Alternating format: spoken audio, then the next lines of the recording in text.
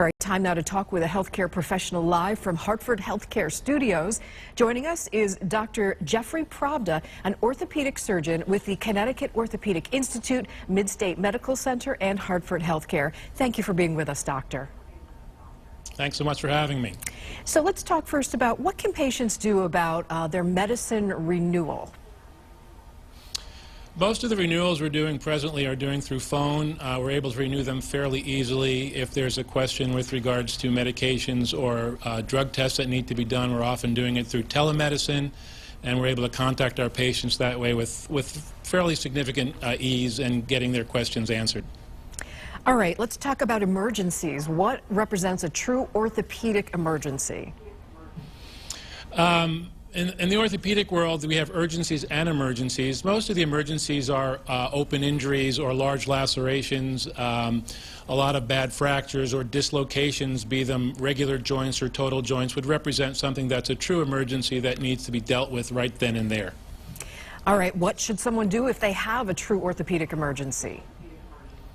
Well, if it's a simple extremity injury, most of the orthopedic offices today are open and available to see people on a walk-in basis. A lot of us have had urgent care facilities that were open after hours and open on weekends, but because of the virus and staffing shortages, we've had to curtail some of those openings. But most of the offices are open between 9 or 8 and 5 in the afternoon, and I'm more than happy to see most of these injuries that are mobile and people can walk in and get taken care of on an as-needed basis.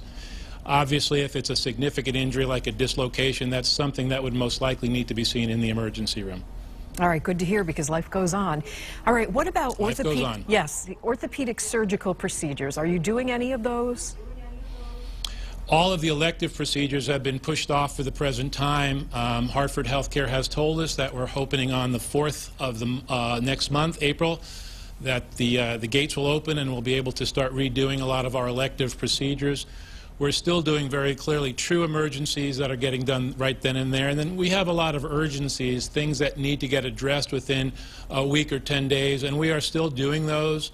We're trying to get most of those done through a surgery center facility so they don't have to be in the walls of the hospital. And we're trying to do most of those through what are called regional anesthetics so that we don't have to put our patients to sleep. The surgery centers, I hadn't thought of that. What a great role they must play right now, as you said. The requirements of the surgery center are very similar to the hospital. We're not doing elective surgery. We're doing the urgencies or emergencies, things that really can't wait until the crisis has resolved. And they're certainly not as much as we would do normally, but there are a lot of things that we still need to address. People still need their care to get taken care of. All right, and real quick, one more question about telemedicine. Are you using it, and how do you like it?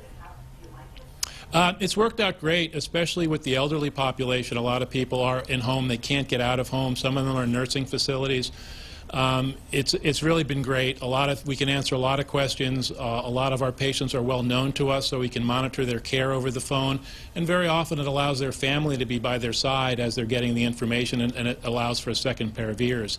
So we're using it very aggressively, both in the practice and with our physical therapists on occasion. Great to hear. Dr. Pravda, thank you so much for being with us today. Keep up the good work. We appreciate what you're doing. Thanks.